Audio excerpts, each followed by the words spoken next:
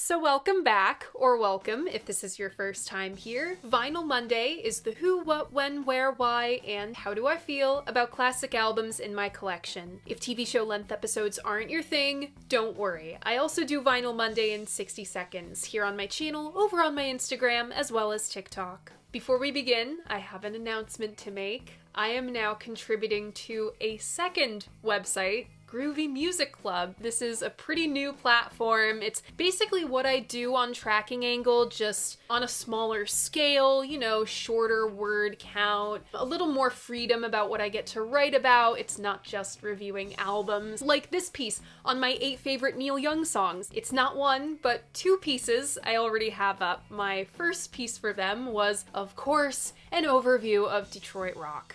This is me we're talking about here. I'm curating playlists for them on the lossless streaming service Qobuz. It's gonna be a great time, so if you want to read even more of my writing, Groovy Music Club will be linked in the description. On to this week's album and the final episode of 2025. I just wanted to make this episode and be happy with it, that's all. This week's album is The Velvet Underground and Nico. Congrats if you guessed this one. Remember, if you want to play along, all you gotta do is check out my post tab. That's where I post the hints to what the next album is gonna be. I make announcements, I host polls, you can find all of that on my channel. And if you so choose, you can always read the written versions of my reviews on my website, linked in the description. Alright, for the final time this year, come on, you know what it is. Let's take the plastic off.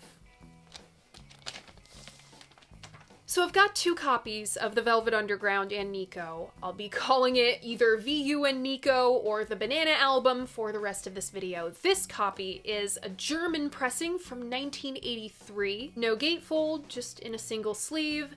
No banana sticker, but we do still have this in the shrink. This Sound Savers hype sticker and the original price sticker. Someone at some point in the 80s bought this for $3.99. I'm kind of mad at that person for being able to buy a whole album for $3.99. You can't even do that on iTunes anymore. Does iTunes still exist? The glare is kind of crazy with my light situation, so this is the copy I'm going to be holding up for most of the episode. This was the copy I got for my birthday when I was 19 years old at a Newbury Comics in a mall somewhere. It's the generic press, no banana sticker on this one either, but it is in a gatefold sleeve. In the words of Norman Dolph, all great art looks like it was made yesterday. That's Andy Warhol. This wasn't Warhol's first album cover, but it's his most iconic by a long shot. As inescapable and instantly recognizable as Dark Side of the Moon, as artful as In the Court of the Crimson King, as simple as Unknown Pleasures, and as impactful as The White Album, the cover of VU and Nico is so simple it's stupid. A black and yellow silk-screened banana with black script Andy Warhol on the bottom right. Neither of my copies have this perk, but the peel slowly and see text would indicate the sticker that peels away to reveal a pink banana. Ha ha. We'll talk about the back cover and the still from Chelsea Girls later. I am sure you're aware of the hullabaloo that it caused, but on this copy, if we open up the gatefold, we see additional photography and excerpts from the media, as well as a little liner note snippet from Jonas Mekas. On The Velvet Underground and Nico, we have The Velvet Underground and Nico. Why are you clapping? This is so obvious. The lineup consisting of Lou Reed on lead vocals, guitar, and serving as principal songwriter, John Cale on bass, keys, and viola, Sterling Morrison on guitar and backing vocals, and Mo Tucker on drums. They are joined by a very special one-time only guest, Nico. She sings lead on Femme Fatale, All Tomorrow's Parties, and I'll Be Your Mirror, as well as contributing backing vocals to Sunday Morning and playing the tambourine. VU and Nico was produced by Andy Warhol. Also produced by Tom Wilson. yeah, there's a lot going on here, and nobody really seems to be in control of this, least of all me. Which leaves us with only one thing to do. For the last time in 2025, roll transition.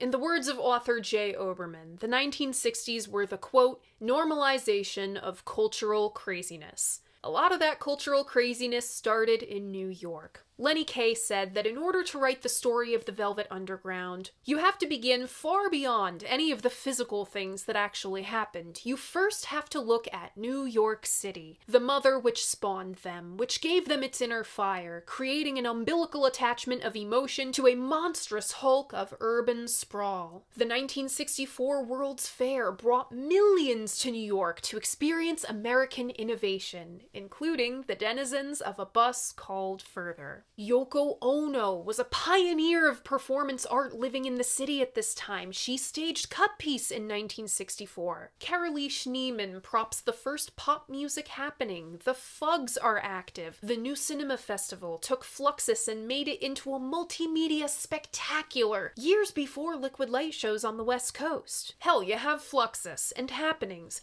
Bob Dylan went electric and took up residence at the Chelsea Hotel, and a 22-year-old Louis Reed. Drugged up, hepatitis-addled, still living with his parents, Louis Reed stumbles into the office of Pickwick Publishing. To paraphrase Marcus of the No Dogs in Space podcast, Long Island was Norman Rockwell, and Lou Reed was Edward Scissorhands. Pickwick pretty immediately proves to be the wrong gig for Lou. They have this guy singing on knockoff Beach Boys albums. I'm not even kidding. The Surfsiders Sing the Beach Boys is my vinyl collecting holy grail. You can hear it on YouTube. It's so bad that it's good. Lou was working as an in-house songwriter for Pickwick. You know, they would say, give us 10 Beach Boys knockoff songs, give us 10 love songs, give us 10 car songs, and he would write to order. For obvious reasons, Pickwick wouldn't record Heroin or I'm Waiting for the Man. But they did record one of my favorite things Lou ever did, The Ostrich.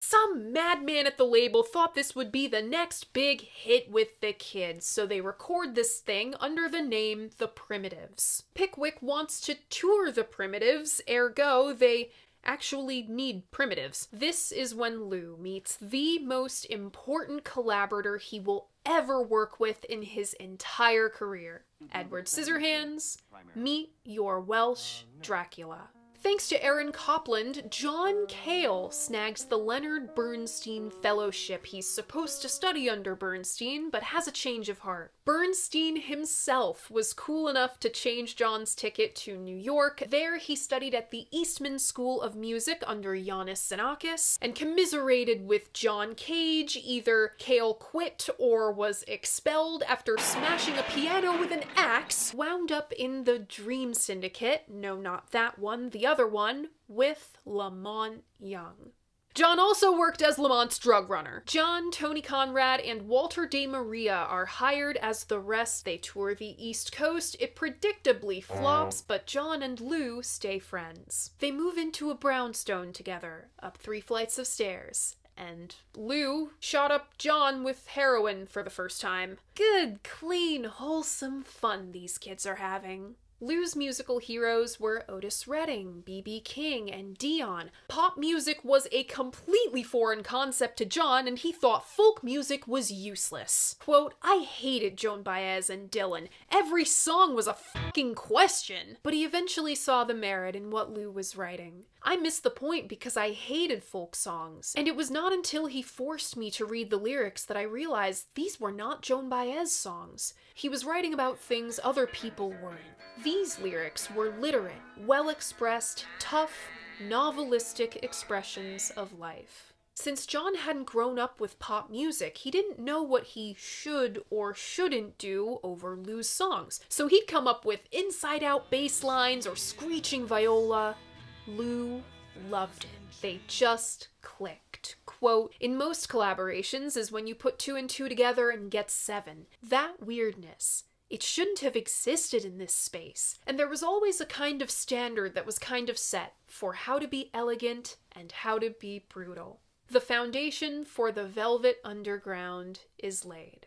According to Victor Bockris, Lou bumped into former classmate Sterling Morrison on the street one day. Sterling himself said Lou lived in the apartment above his. Will Hermes says they met at the 7th Avenue stop on the D train and adds a compelling detail. They were initially introduced at Syracuse by Sterling's childhood friend, Jim Tucker. However it happened, Sterling could play like Bo Diddley, and Lou loved that. He was in the band by April of 1965. They pick up a real hippie-like drummer named Angus McLeese and Proto-Velvet's group, the Warlocks. No, not that one, this one, were born. Now you may be wondering, who the hell is Angus McLeese and why should I care about him? His work in the underground film scene had the Warlocks playing at Jonas Meekis's Cinematheque, accompanying films by Jack Smith, Ron Rice, and Barbara Rubin. Barbara, along with factory denizen Bridget Polk, those two became the Warlocks' first fans. Some say it was Tony Conrad, others say it was Angus McLeese, but one of them found a copy of Michael Lee's Velvet Underground. Sterling said, quote, we thought it was a good name because it had underground in it, and we were playing for underground films. We considered ourselves a part of the underground film community. We had no connections with rock and roll as far as we were concerned. Rock and roll consisted of Joey D and the Starlighters, guys who played the uptown clubs and had matching suits. There was this incredible gulf between what we were and what we could do. The band snags Al Aronowitz as their manager, but on the eve of their very first show as the Velvet Underground, Angus up and quits. But as it turns out, Jim Tucker's sister could play the drums. This Paul Morrissey quote gets repeated all the time, but it's true. With her dark sunglasses, bowl cut, and bulky black turtleneck, you really couldn't tell if Mo Tucker was a boy or a girl. She had a totally different playing style from Angus, who was into African and Middle Eastern rhythms. Mo had never taken a drum lesson in her life. All she had was a bass drum and mallets. Quote, to this day, I couldn't do a roll to save my life or any of that other fancy stuff, nor do I have any wish to. I always wanted to keep a simple but steady beat behind the band, so no matter how wild John or Lou could get, there would still be this low drone holding it together. The drone on drums. Mo was perfect.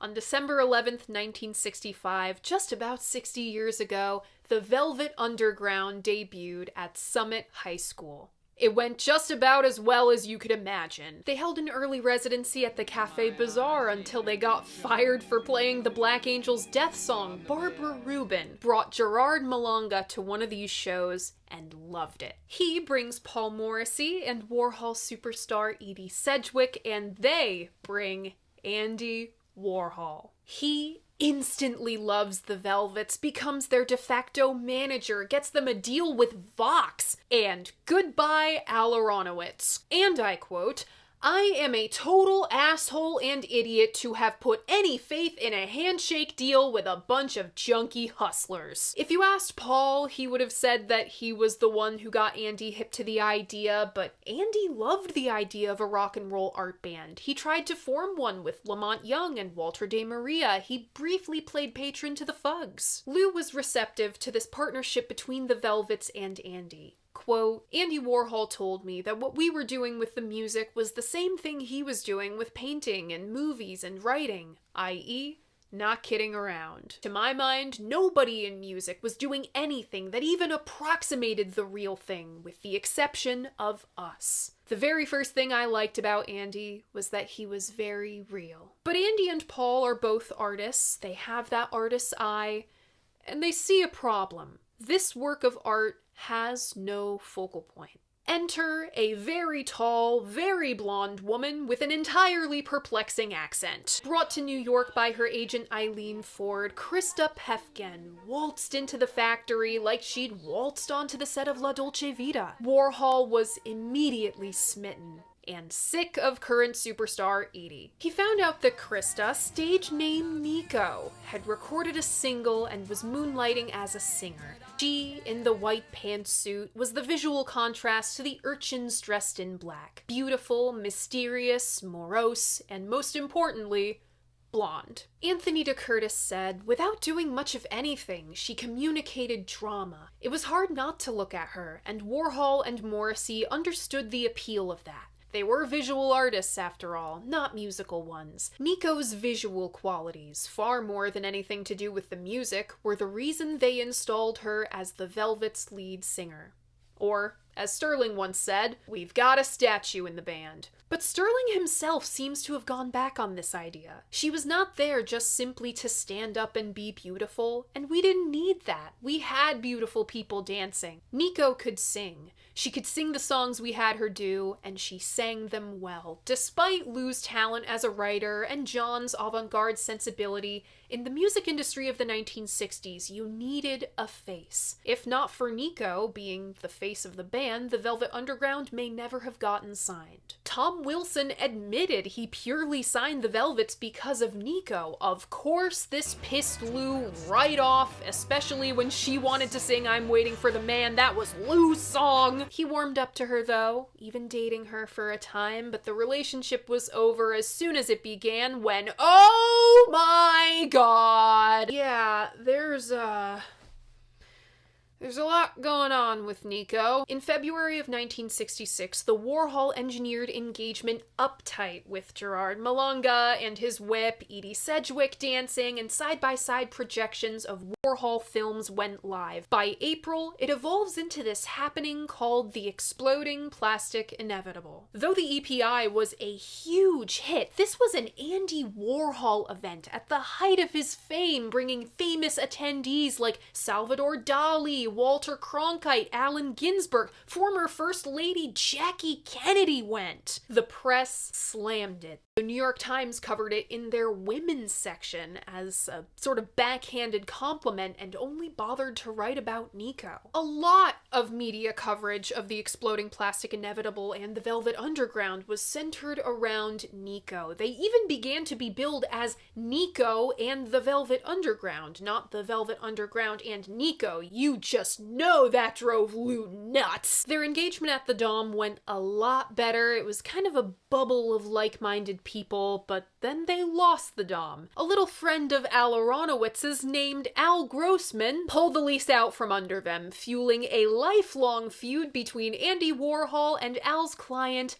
Bob Dylan. While the Velvets had the Dom, it A, functioned like the Cavern Club did for the Beatles, refining them for recording, and B, made just enough money to finance the album. VUN Nico was cut at TTG Studios in Hollywood while the Velvets were on the West Coast. It was nowhere near as glamorous as the Silver Factory. They were in the middle of remodeling, so they had no walls or floors. It cost between $1,500 and $3,000 to record the whole thing, and anywhere between 8 hours and 4 days. Andy wanted to capture what the Velvets sounded like live. Quote, I was worried that it would all come out sounding too professional. One of the things that was so great about them was they always sounded so raw and crude. So, he never intervened on what the band were doing, ever. Engineers were walking out all the time, but no one ever did anything because Andy Warhol's in the studio. He's very important, so this must be great. And having carte blanche turned out to be exactly what the Velvets needed. Sterling said if you asked him,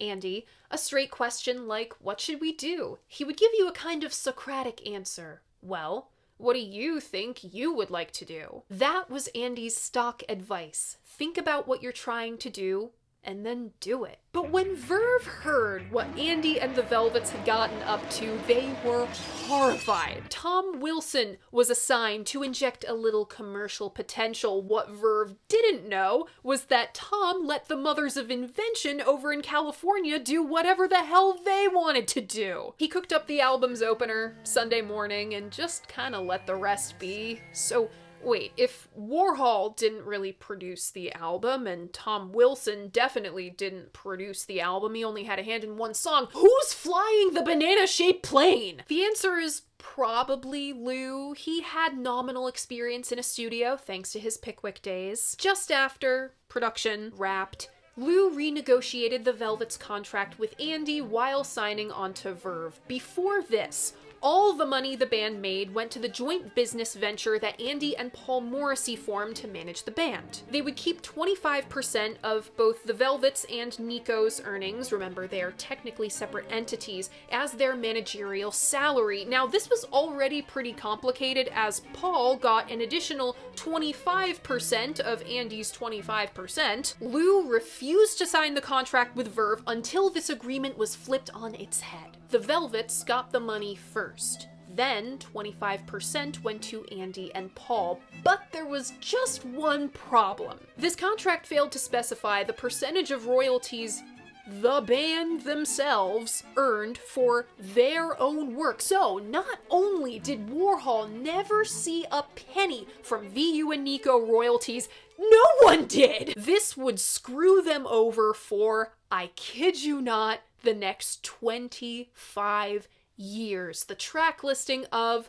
The Velvet Underground and Nico goes as follows.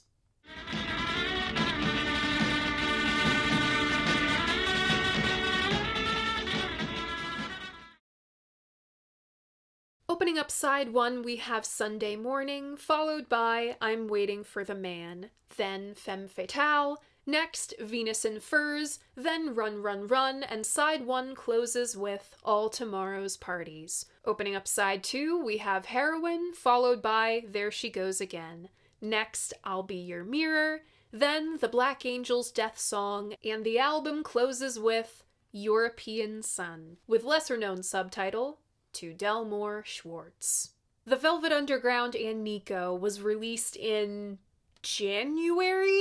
March of 1967? It's weird. Ignacio Julia's text says the album was ready to go in August of 1966, but several accounts agree that Verve was afraid to release this. If you ask me, I think the execs realized the mess they'd gotten into with Zappa just a few months before. This came out in May of 1966, and when this was done in August, they saw the writing on the wall with Lou and company. In that time, Lou got it in his head that Verve were delaying the release to build the hype. This was gonna make so much money, everyone were gonna be crazy rich rock stars. Nay, nay. The January 28th, 1967 issue of Billboard advertises the Banana album as a new release. But Eric Emerson, seen on the original back cover and the projection behind the Velvets, sued over his likeness not being cleared. Oops! This delayed release even further, not to mention the production difficulties caused by the banana sticker. There's a reason a lot of represses just don't have those. Once it was finally out, VU and Nico got such glowing reviews as A Marriage Between Bob Dylan and the Marquis de Sade, and Nico's voice described as something like a cello getting up in the morning. Both promo singles, All Tomorrow's Parties backed with I'll Be Your Mirror and Sunday Morning backed with Femme Fatale, didn't go anywhere. Verve promoted this thing terribly. It didn't really matter because this lineup had hardly lasted until album release. The rest of the band got fed up with Nico's shit and fired her. Mo never liked her anyway, and if there was one girl in the band the guys were gonna be loyal to, it was gonna be Mo. And Lou wasn't really feeling warm and fuzzy to her after their spectacular breakup either. As the story goes, he stormed into the factory, ranting up and down, "So she photographs great in high contrast black and white. I'm not playing with her anymore." The band consciously uncoupled with Andy before they could tour Europe, where they were sure to be a hit, and the gymnasium shows in the spring of 1967 would be the Velvet's last in New York until their Max's Kansas City residency. In perhaps one of the worst decisions Lou made in his entire career, he fired John after White Light, White Heat without publicity from Andy and John as a collaborator who could actually challenge Lou. The magic of the Velvets had diminished. That's not to say I don't appreciate Doug Yule in the Velvets. I happen to think he was a great collaborator for Lou. They just did very different things. My most recent appearance on Losing My Opinion was me, Matt, and Thomas just like complaining about how Doug is memory hold in like every Velvets thing ever. In the time since the Velvets slipped on their own banana peel, this has become one of the greatest and most influential albums of all time. Right now, it ranks number 23 on Rolling Stone's list. It consistently ranks in the top 50, 20, or 10 of like all other music publications, it feels like. Insert Brian Eno quote, only 30,000 copies were sold, but everyone who bought it started a band, blah blah blah. Time for some investigative journalism. VU and Nico peaked at a whopping number 195 on the Billboard Albums chart the week of June 10th, 1967. Exactly how many copies were sold in its first few years, no one is sure. Richie Unterberger's text says just under 60,000 were sold by 1969. Sterling Morrison claimed 200,000 copies were sold by 1970. Here's the real quote for you, published in Musician magazine in October of 1982. Quote, I was talking to Lou Reed the other day, and he said that the first Velvet Underground record sold 30,000 copies in the first 5 years. The sales have picked up in the past few years, but I mean, that record was such an important record for so many people. I think everyone who bought one of those 30,000 copies started a band.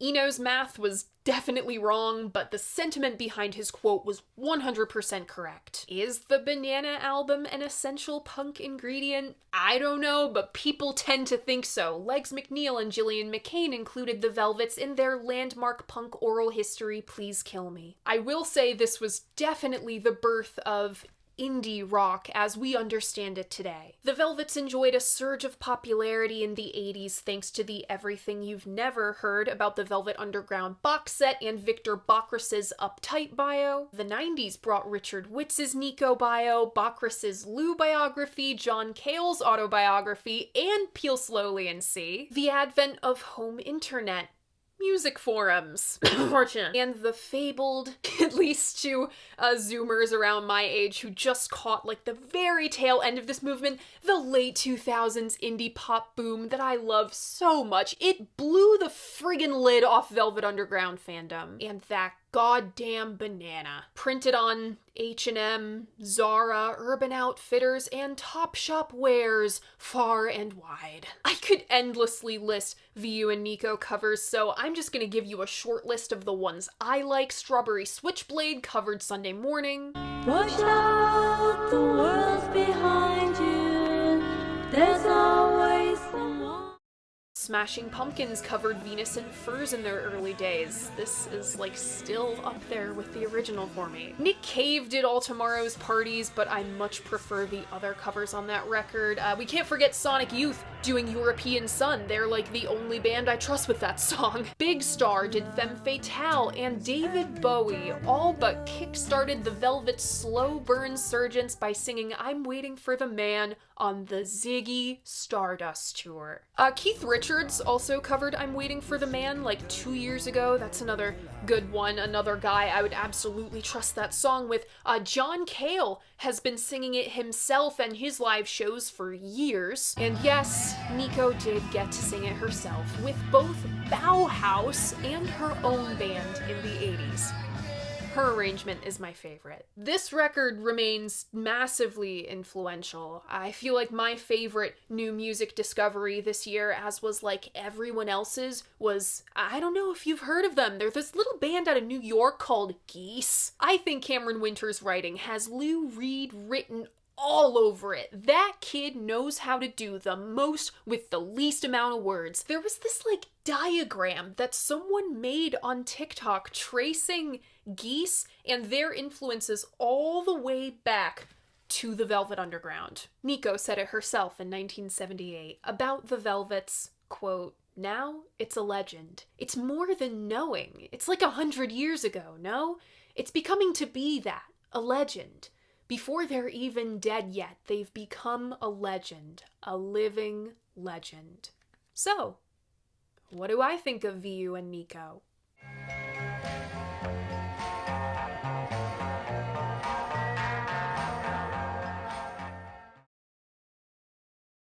The author of the 33 1/3 installment on this record, Joe Harvard, said, "Musically, the Velvets are the daddies of us all." Why does VU and Nico work?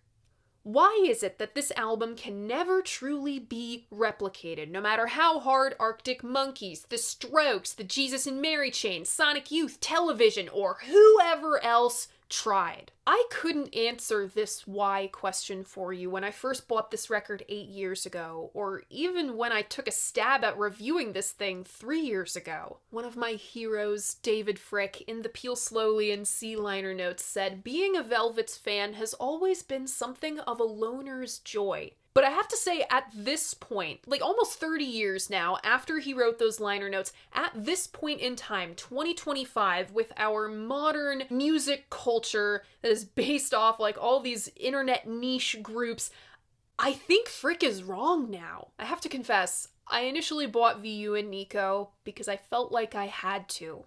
I went to art school, people. At least one person on every floor of every dorm had the poster of this stupid fucking banana. I did too! It occupied the same real estate as the obligatory Unknown Pleasures poster, Van Gogh's skull, Mia Wallace on the back of my bedroom door watching over me and my terrible decisions like the stereotypical indie chick's mother superior. Still, today, everyone wants to replicate this cool. But there's only one song on this album that anyone managed to truly replicate. All the jangle pop groups did it. Thanks to his time at Pickwick Publishing, Lou was damn good at the made-to-order song. Warhol asked him to write this song about paranoia.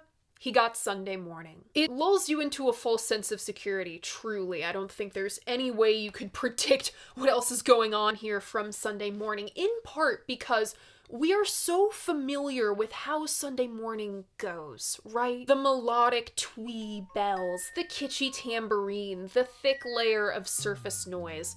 Most other groups now apply that, but the Velvets just kind of had that from recording in a studio that was actively being ripped up around them. Lou's mumble singing, that by the time he's on the final verse sounds like he's recording in an empty public bathroom at 2 o'clock in the morning. I'm struck by how young he sounds. He's not yet the rock and roll heel. It's all so close to Summer of Love conventions, but not quite. This narrator is aware of the passage of time. Early dawning, Sunday morning, it's just the wasted years so close behind. Watch out, the world's behind you. The magic in any given Banana album song is the hidden harmony. I don't mean Nico's ghostly la la la la. I mean the parts snuck in, either by Sterling or John on their instruments. This time, it's the both of them. Sterling plays the slide-down bass part, while John hides a viola solo in the thick surface noise. I'm waiting for the man kicks off this album's energy and starts one of my favorite 3-track runs on any album. If you ask me, this might be the quintessential Velvet Underground song. It's one of Mo's favorites because it sounds like a train chugging along. Ba ba ba ba ba ba ba ba. The piano and tambourine are so percussive it's mind-numbing. And because of the recording fidelity, everything kind of mushes together. The hidden harmony and melody in this case are such secret weapons of VU and Nico because Lou's voice isn't exactly melodic. It forces you to find the oral interest behind ba ba ba ba ba. Sterling's rhythm playing is very scratchy in tone and pretty much drowns out everything behind him. John's bass adds to the fuzz, so sometimes Lou's ultra cool picking style will pop through. I'm waiting for my man. $26 in my hand. Up to Lexington, 125. Feeling sick and dirty, more dead than alive. Like his contemporaries, Lou was a talk singer. He wasn't as nasally as Dylan. He's not, I'm waiting for my man. Lou had a heavy sneer on his vowels and some consonants. I'm waiting for my man versus $26 in my hand. It has a rhythm, and he pushes that New York accent, so it's totally believable. I'm waiting for the man is a perfect example of Lou's slice-of-life writing style. The narrator matter-of-factly waits for his dealer to show up. He shows up in his big straw hat. They go up the 3 flight of stairs, get the goods, and he has to split. And I love when the whole thing goes sideways at the end. John is like mashing at the piano. I know this wasn't the truth, but it feels like he was playing those same chords for so long he just got fed up and... Warhol requested Femme Fatale as a cruel diss to ex-friend Edie Sedgwick, but Nico makes it sound like sophistication and class. The cosmopolitan guitar that overloads and occasionally peaks to muddy the words and oh-so-60s tambourine match Nico's cool delivery. I hear hints of Getz Gilberto and that bossa nova craze in this detached sophistication, but it's never too serious. Lou and Sterling did the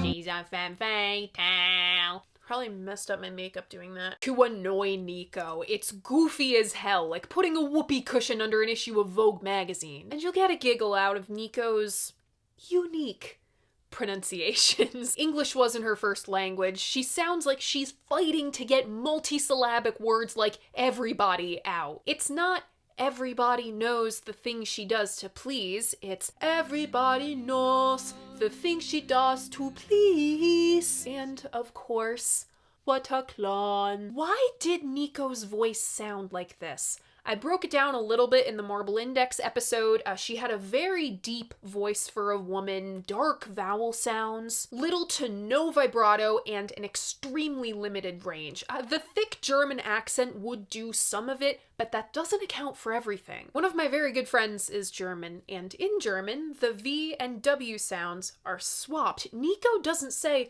Wotterklan, she very distinctly says Wotterklan. It turns out that some of Nico's quirks come from her having a perforated eardrum in childhood that got infected over and over again. Nico wasn't just German, people. She was half deaf. That's why her voice comes entirely from her chest. It's because that's all she could hear herself doing. Especially with the guys caterwauling behind her and Mo bashing away at the drums in hopes of being heard.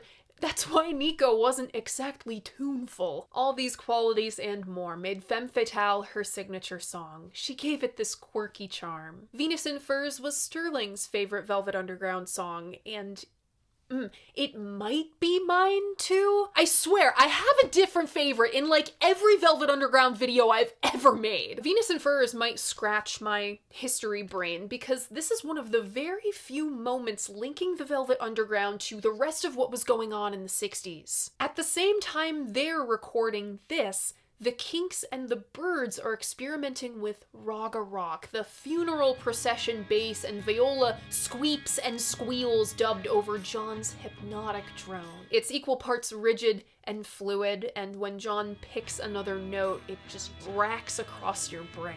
The discordant guitar strums against the steadily ascending rhythm part, Lou's slinky melody.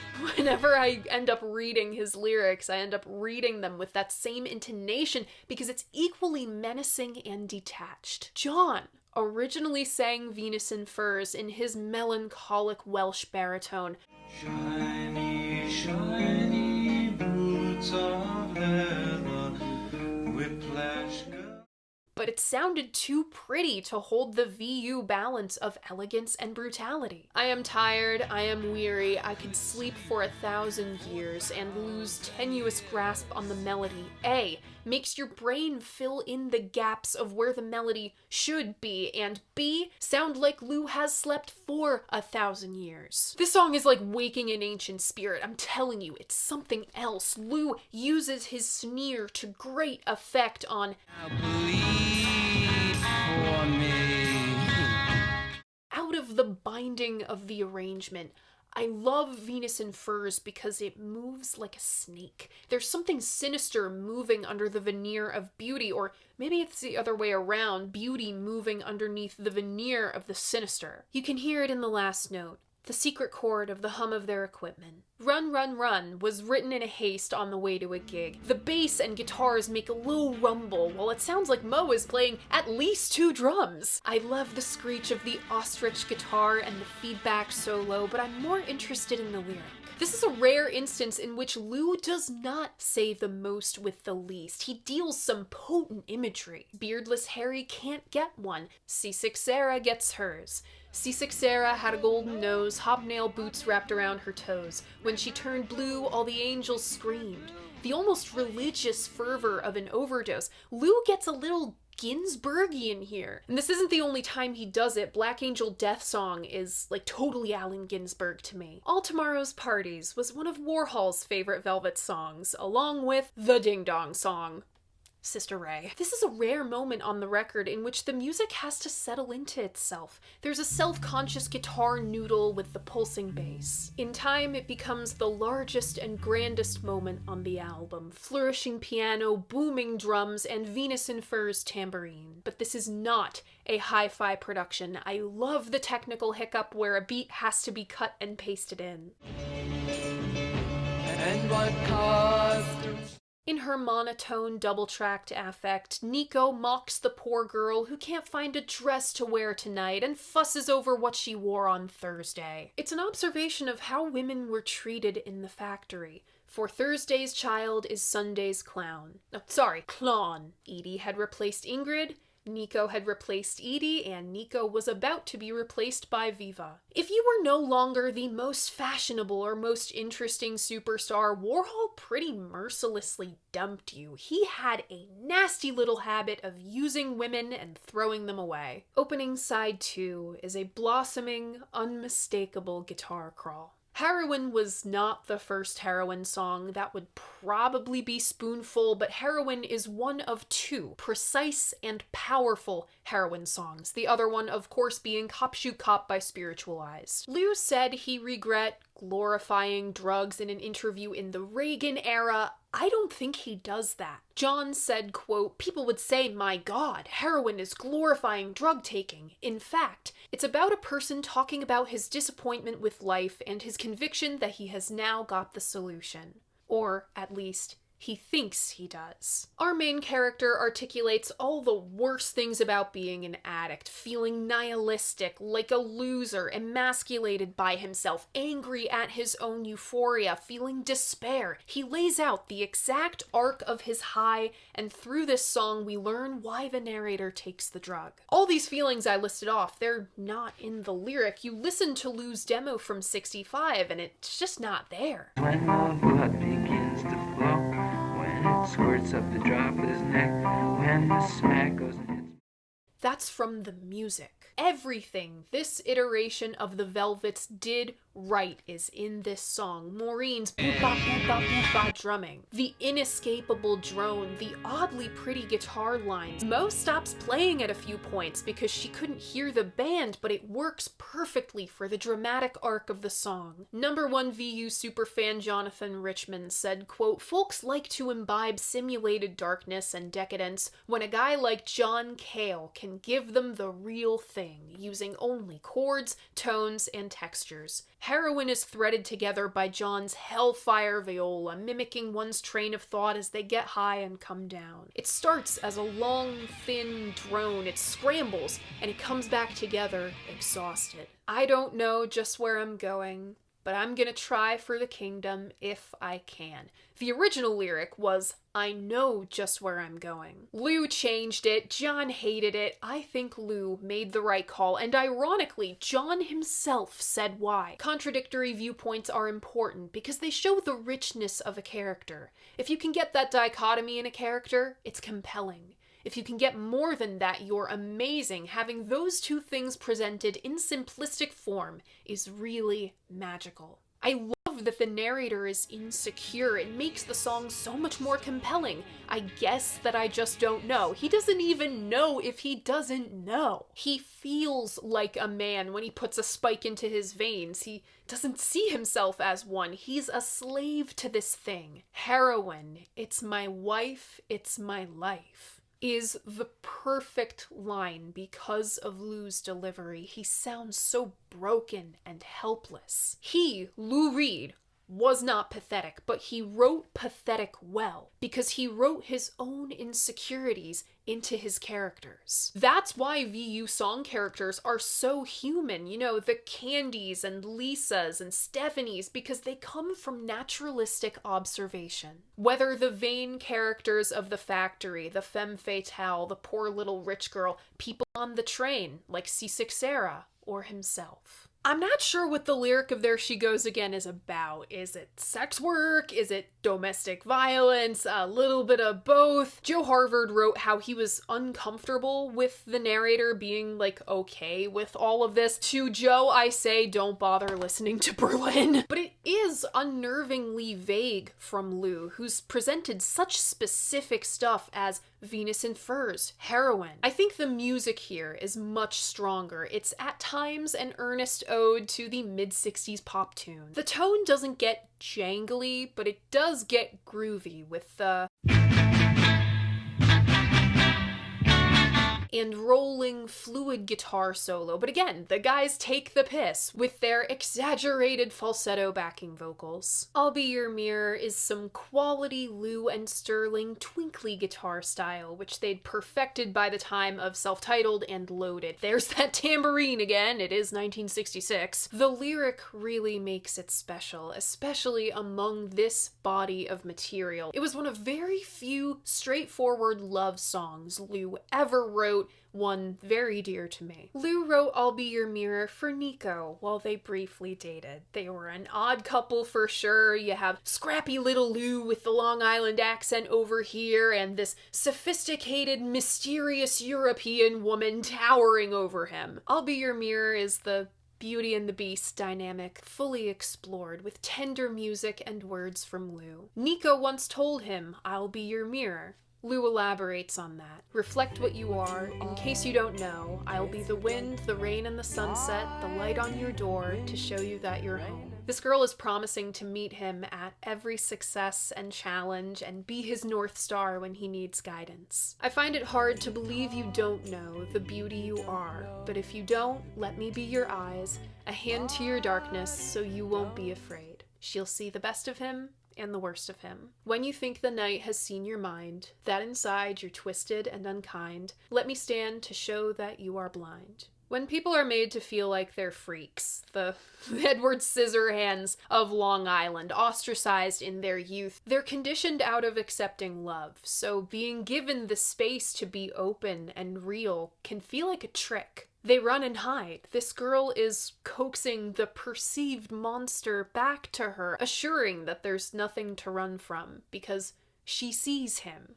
She's a freak too. It's a beautiful sentiment. It's one of Lou's favorite Velvet songs he ever wrote. He was quite proud of this one. Wasn't that so lovely? Boom! The Black Angel's death song! I remember being in my college dorm room at age 19 or whatever. It was 10 o'clock on a weeknight. All my roommates had gone to bed and I put on VU and Nico because, you know, I knew the Nico songs. Femme Fatale, I'll Be Your Mirror. This comes on.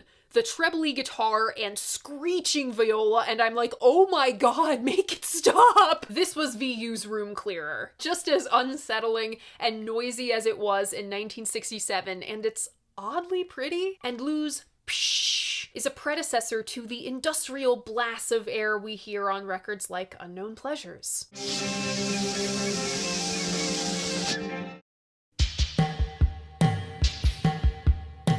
I'm happy to say that my opinion on European Sun has completely changed in the 3 years since I last evaluated this album. This is now one of my favorite album closers. I do love a good noisy album closer. See Starship, LA Blues, hell, Well, Sister Ray, you think at first that this will be another off-kilter Velvet's rocker. John is playing a stupidly fun inside-out bass line. It's like if you asked someone who'd never heard surf music to play you surf music. There's this anxious, repetitive riff, Lou's rapping something about Delmore Schwartz until Ladies and Gentlemen Cretins of Caves, my very favorite sound effect on any album. Threw that glass in the street.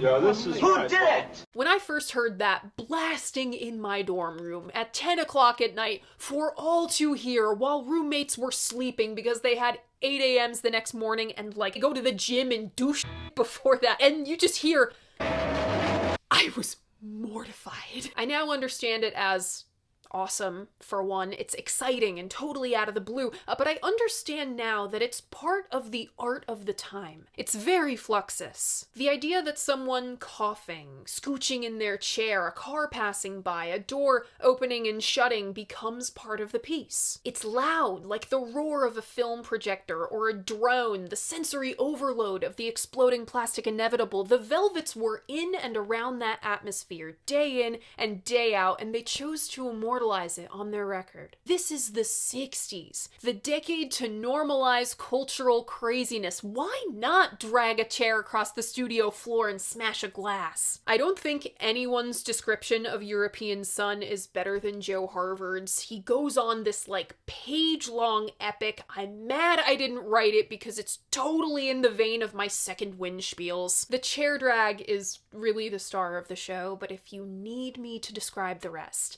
tangled guitars fumble and stumble all over each other at full volume. Mo bashes away at what I think are the bongos. The bass is thumping, whining, and relentless. Nico has long since evacuated the scene. The guys use feedback as their fifth band member. This number totally runs away from itself. It's the 12-bar blues from hell. It's all the tension the Velvets have been building and building, occasionally letting off on Nico's down-tempo numbers, but maybe not the release. It's the second screen of Warhol's two-screen thing. Screen 1 is the pretty girl, screen 2 is the hospital burning down. It ends in the rattle of the ostrich guitar and the hum of their amps, and that's the Banana album. Lou said, "How long do you need to have it demonstrated that this was for real, completely sincere, above board, and meant exactly the way it seemed to be meant? Look at the records. They speak for themselves." I agree, Lou, this thing has been longy f***ing enough. What more do you need? That this stuff is elemental. Uncle Les said, I don't care who did feedback first, or if Lou Reed sang like Dylan. Modern music begins with the Velvets, and the implication and influence of what they did seem to go on forever. I want to loop back to the question that I asked at the beginning of this chapter.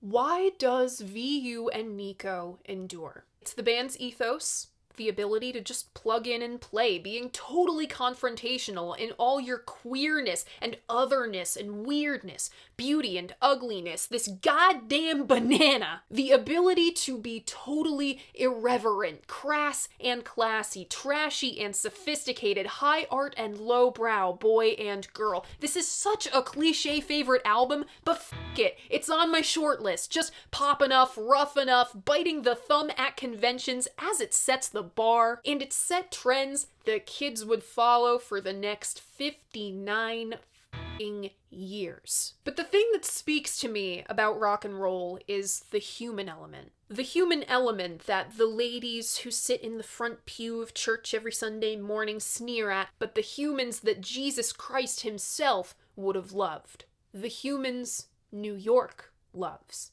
What does the Statue of Liberty say? Bring me your tired, your poor, your hungry. That's, the dealers, hustlers, and freaks of the world, the ones who feel just like Jesus' son. Lou didn't write about these people to be shocking, or just to be shocking, I should specify. He wrote about them because they're interesting. He realized the same thing that, say, a true crime podcaster realized. That people are drawn to this stuff. Humans are naturally curious about ways of life that don't look like our own. Lou said in 1978, I don't see it, meaning his writing, as the dark side. If this was a novel or a movie, this stuff would be no big deal. But in rock and roll, the parameters you're allowed to work in are so horrifyingly narrow. If you do anything other than pure surface optimism, you seem to come off as intrigued with the dark, murky downside of existence.